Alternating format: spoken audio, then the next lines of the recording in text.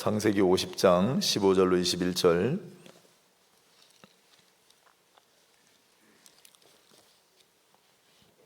제가 봉독하겠습니다. 81페이지 성경책 제일 앞에 요셉의 형제들이 그들의 아버지가 죽었음을 보고 말하되 요셉이 혹시 우리를 미워하여 우리가 그에게 행한 모든 악을 다 갚지나 아니할까 하고 창세기 50장 16절 요셉에게 말을 전하여 이르되 당신의 아버지가 돌아가시기 전에 명령하여 이르시기를 너희는 이같이 요셉에게 이르라 네 형들이 네게 악을 행하였을지라도 이제 바라건대 그들의 허물과 죄를 용서하라 하셨나니 당신 아버지의 하나님의 종들인 우리 죄를 이제 용서하소서 하며 요셉이 그들이 그에게 하는 말을 들을 때 울었더라.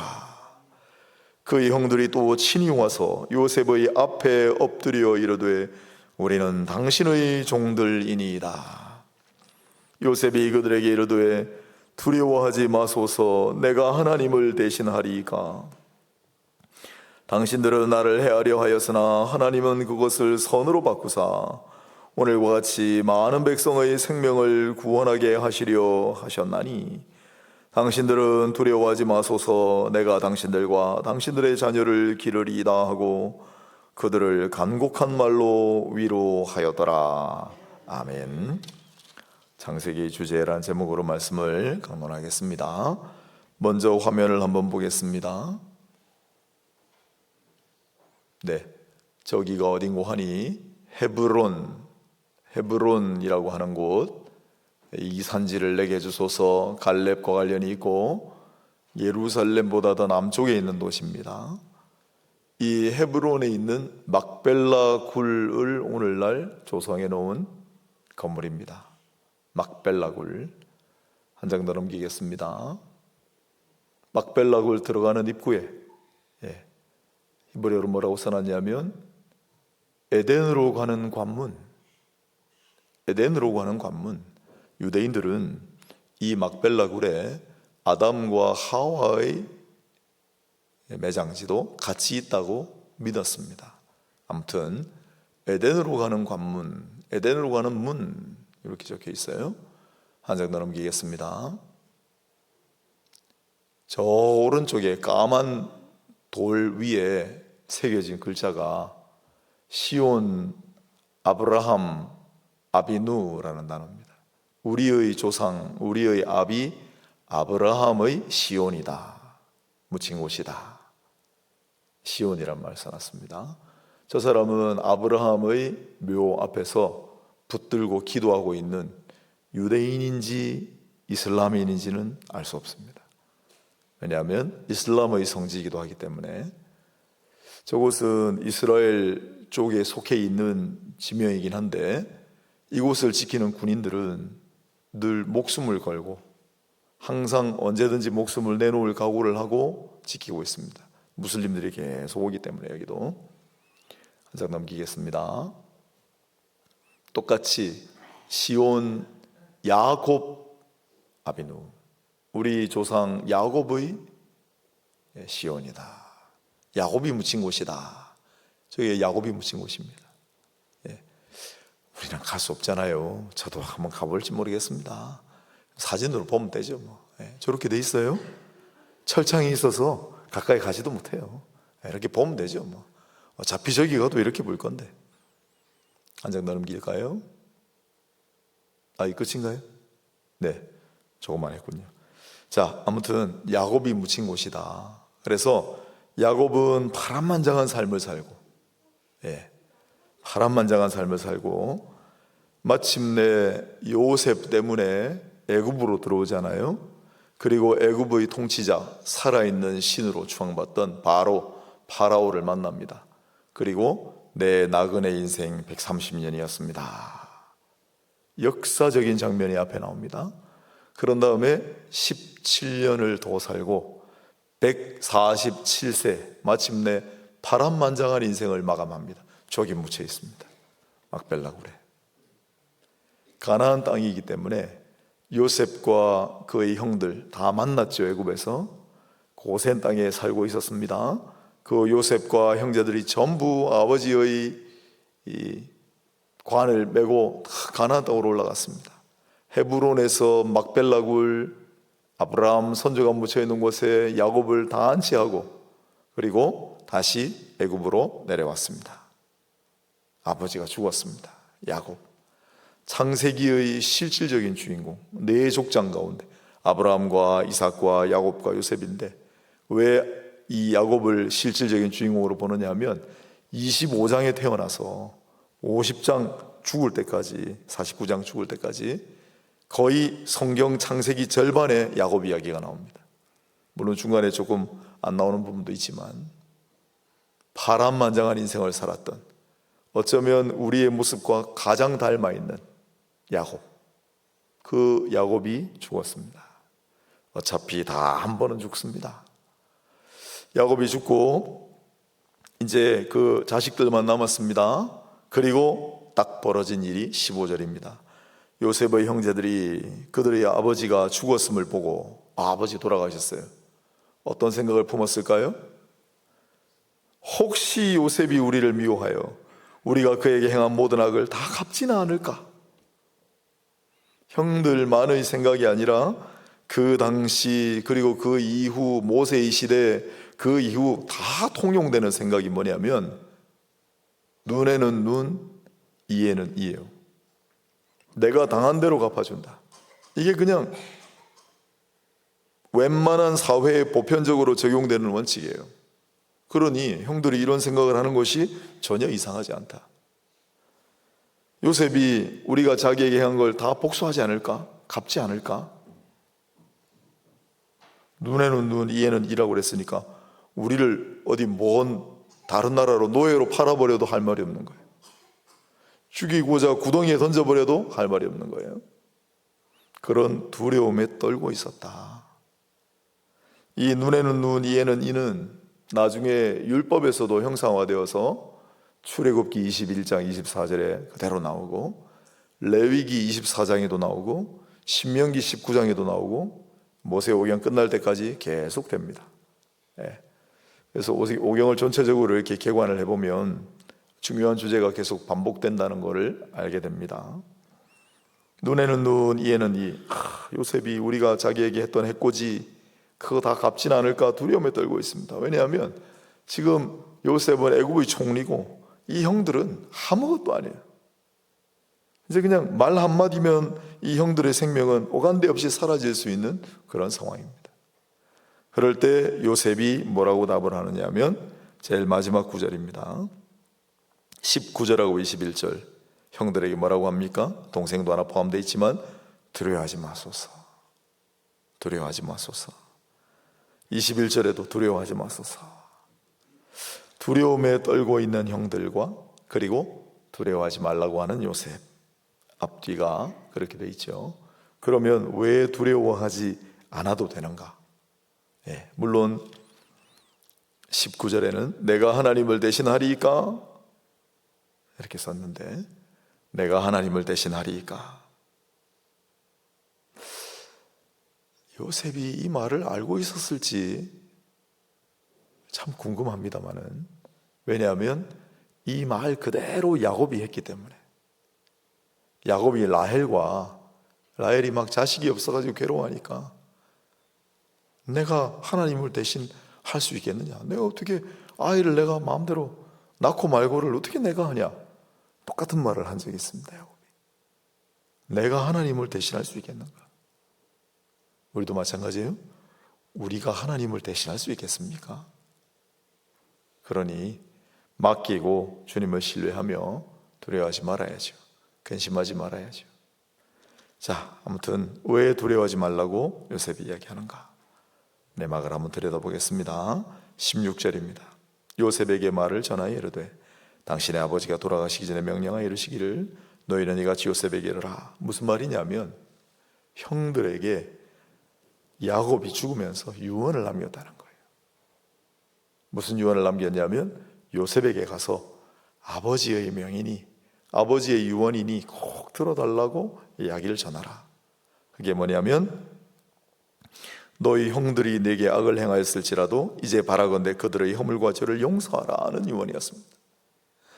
점잖게 우리말로 번역을 했기 때문에 실감이 안 나는데, 이제 바라건대 나라는 단어인데 이걸 그냥 조금 실감나게 번역을 한다면 아들 요셉아, 부디 형들의 죄를 용서해 주거라 하는 표현입니다. 요셉아, 부디 형들의 죄를 용서해 주거라. 아버지가 그렇게 유언을 남겼다고 형들이 이 말을 전하니까 요셉이 그들이 그에게 하는 말을 들을 때 울었더라 그랬습니다. 바카, 통곡하였다. 요셉은 눈물의 왕자입니다. 이 울었다라는 말이 7번째로 우는 겁니다. 앞에서부터 쭉 해보면 42장 24절부터 울었는데, 처음에 울었던 게 형들이 식량을 구하러 왔지요. 그 형들을 보고 반가워서 운 게 아닙니다. 무슨 이야기를 하나 가만히 들어요. 왜냐하면 애굽의 총리이기 때문에 자기들 히브리 말을 못 알아들을 줄 알고 형들이 막 대화를 합니다. 막 자기들끼리 싸워요. 그러다가 루벤이 뭐라고 하느냐면, 야, 우리 아우가 얼마나 괴로웠겠냐. 우리가 아우에게 몹쓸 짓을 했구나. 아우의 피로 호소하는 소리가 들리는 것 같다. 그런 얘기를 루벤이 합니다. 그 루벤의 이야기를 듣고 물러가라 그런 다음에 통곡을 합니다. 요셉이. 왜 울었을까요? 그런 다음에 베냐민을 데리고 오라고 하지 않습니까? 그 베냐민을 보고 펑펑 웁니다. 베냐민을 보고 통곡합니다. 그 다음에 유다가, 그 베냐민을 데려오기 전에 유다가 나를 대신하여 여기 억류시켜 놓고 라는 말을 합니다. 나머지 형제들은 보내주시오. 그 말을 듣고 펑펑 웁니다. 베냐민을 보고 웁니다. 그리고 베냐민을 얼싸안고 내가 네 형 야곱이다, 요셉이다 하고 웁니다. 그 다음 나머지 형제들하고 막 얼싸안고 내가 바로 당신들의 동생 요셉이요 하고 또 웁니다. 펑펑 웁니다. 45장 14절 15절. 그런 다음에 이제 애굽으로 내려온 야곱 아버지를 보고 펑펑 웁니다. 그 다음에 아버지 돌아가셨을 때 펑펑 웁니다. 50장이니까 1절은 보시면 되겠네요. 요셉이 그의 아버지 얼굴에 굽으려 울며 입맞추고 통곡하며 옵니다. 아버지, 돌아가신 아버지의 얼굴에 입을 맞추고 통곡하면서, 대성통곡하면서 옵니다. 그리고 이제 오늘 마지막 7번째, 요셉이 그들이 그에게 하는 말을 들을 때 울었더라. 왜 울었을까요? 형들이 진심으로 이제 자기에게 잘못을 고백하고 뉘우쳤기 때문에, 물론 그런 측면이 있습니다만은 저는 이렇게 해석합니다. 그 아버지 야곱의 마음. 요셉아, 형들을 용서해라. 나는 다 용서했다. 제일 아끼던 아들이었기 때문에 그 요셉이 죽은 줄 알았을 때 야곱이 얼마나 괴로워했습니까? 너무 마음이 상해서 죽을 뻔했습니다. 그런데 나중에 알고 보니까 형들이 그런 거예요. 그때 형들은 와서 공공연하게 거짓말까지 했습니다. 얼마나 괘씸했겠어요? 얼마나 화가 치밀었겠어요? 그러나 아버지 야곱은 형들을 다 용서하고 갔습니다. 나는 다 용서했으니 너도 이제 용서해 주기 바란다. 저는 요셉이 아버지의 그 마음을 느끼고 울었을 거라고 생각합니다. 루벤의 말을 듣고 울었던 요셉, 유다의 말을 듣고 울었던 요셉, 그리고 아버지의 유언을 듣고 우는 요셉, 통곡합니다. 펑펑 웁니다. 그러자 형들이 또 친히 와서 요셉의 앞에 엎드려 이르되 우리는 당신의 종들이니이다. 울었다라는 말은 안 나오지만은 아마 이때도 감격의 눈물을 흘리지 않았을까. 왜냐하면 이제 비로소 형들이 요셉을 향하여 진심으로 뉘우치고, 형들이 요셉을 미워했던 이유 발단이 뭐였습니까? 꿈 이야기를 해가지고. 꿈속에 뭐가 나왔길래요? 형들이 전부 자기에게 절하도이다 때문에.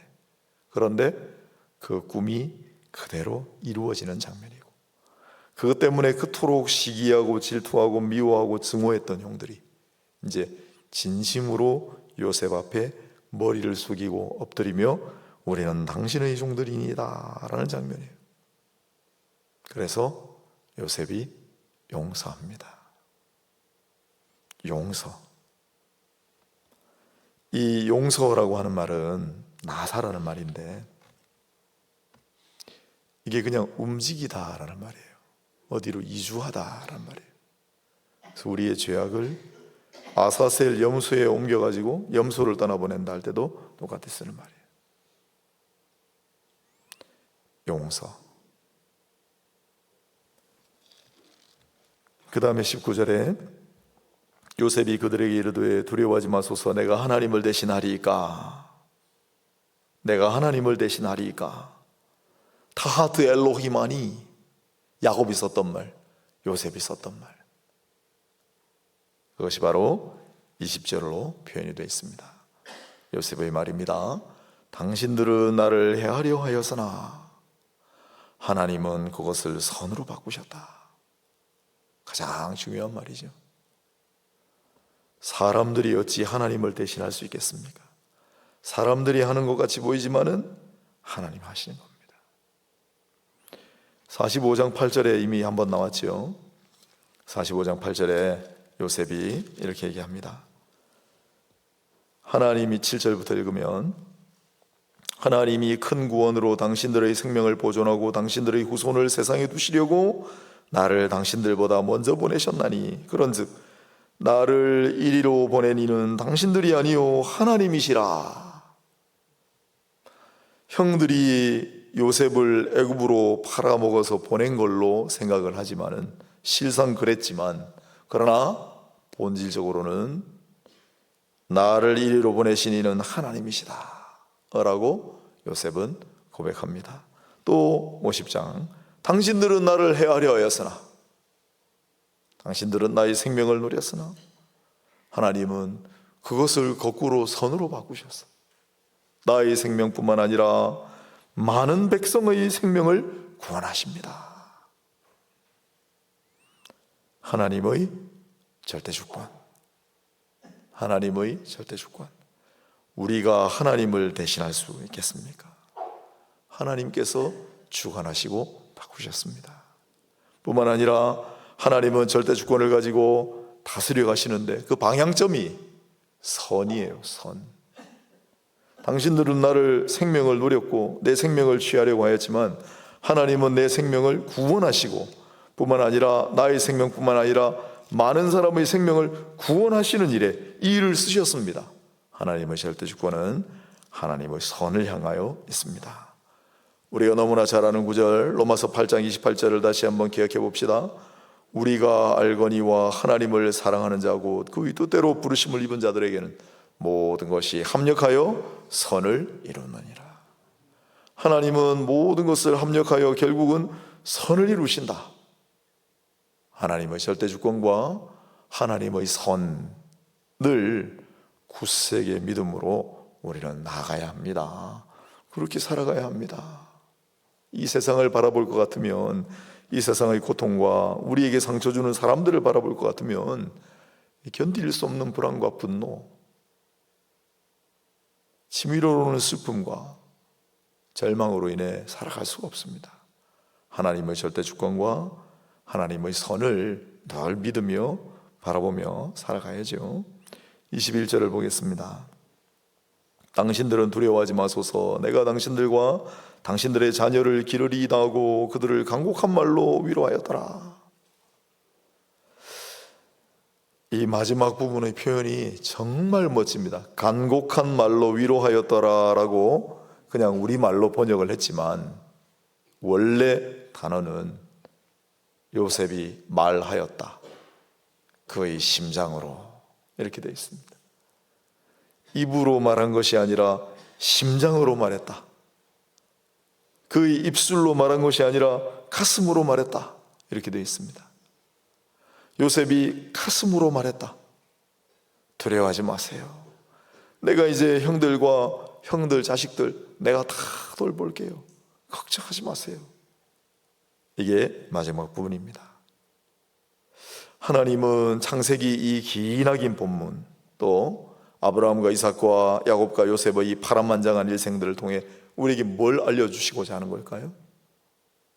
우리 인생에 주관하시는 하나님의 절대 주권, 합력하여 선을 이루시고자 하는 하나님의 선한 의지, 그 가운데 있는 용서, 구원, 위로를 우리에게 말씀하시는 거예요.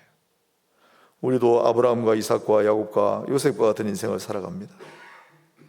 우리 인생 가운데도 하나님을 믿는 사람들은 똑같은 원리가 적용됩니다. 하나님의 절대주권, 합력하여 선을 이루시는 하나님의 선한 의지, 용서, 구원, 위로.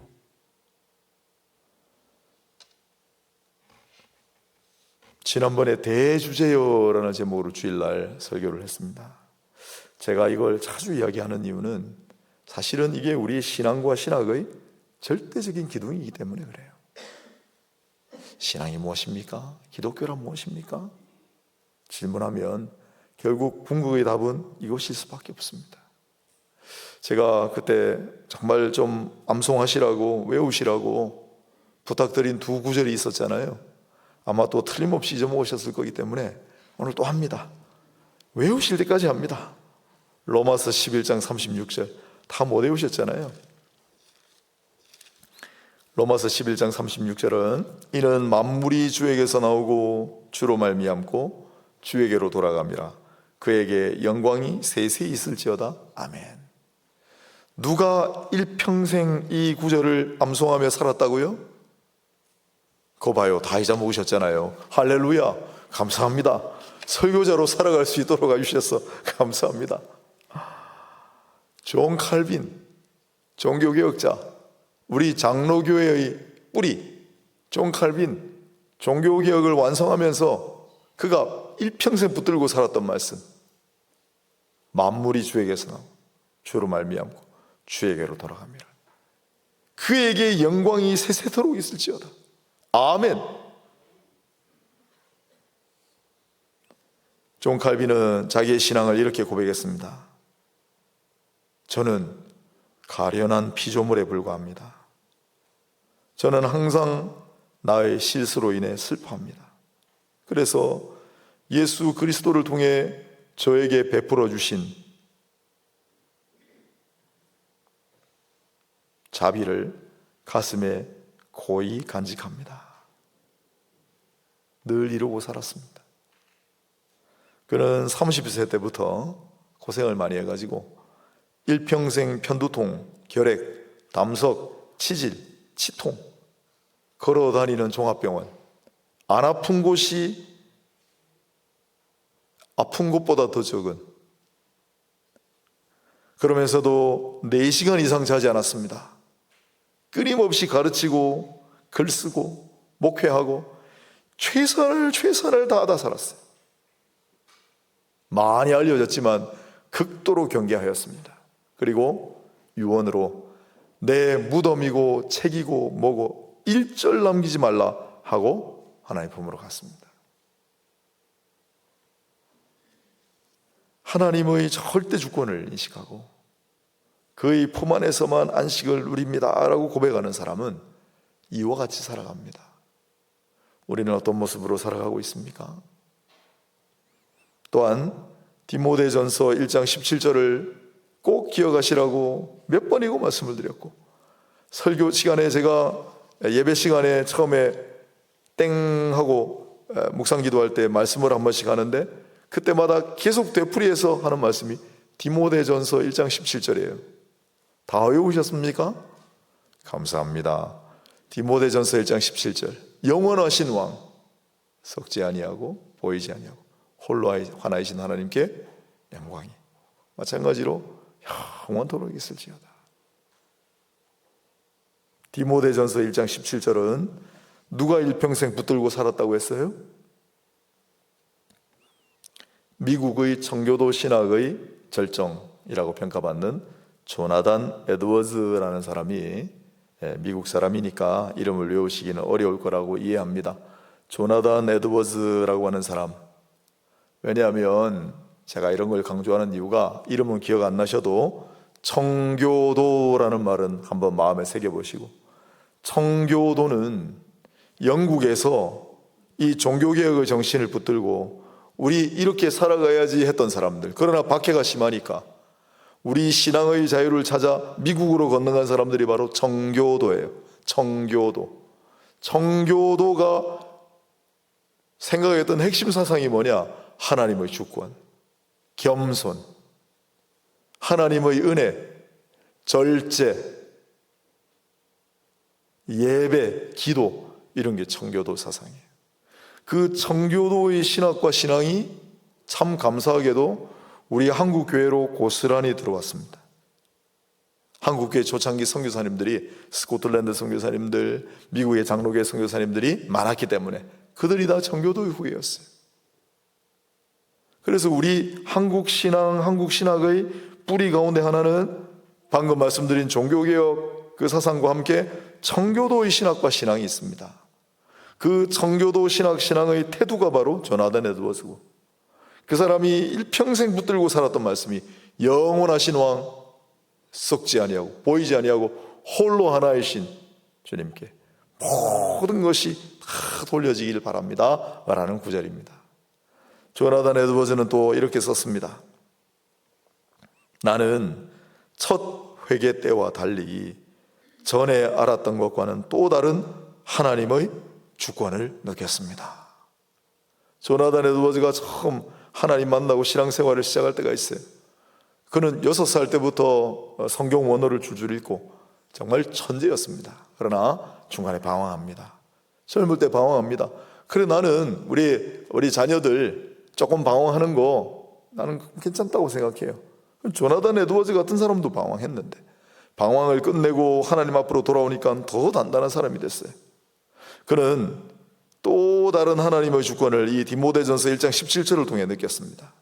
뭐라고 썼냐면, 이전에는 죄의 회개만을 알았는데 이제 기쁨의 확신이 생겼고 그것은 너무나 기쁘고 달콤했습니다. 비로소 절대 주권이 하나님께 있다는 것을 전적으로 믿게 되었습니다. 첫 번째 뉘우침 때는 그렇지 못했습니다. 나는 살아가면서 처음으로 내적 종류의 신성하고 달콤한 기쁨을 맛보았습니다. 이 말씀을 통하여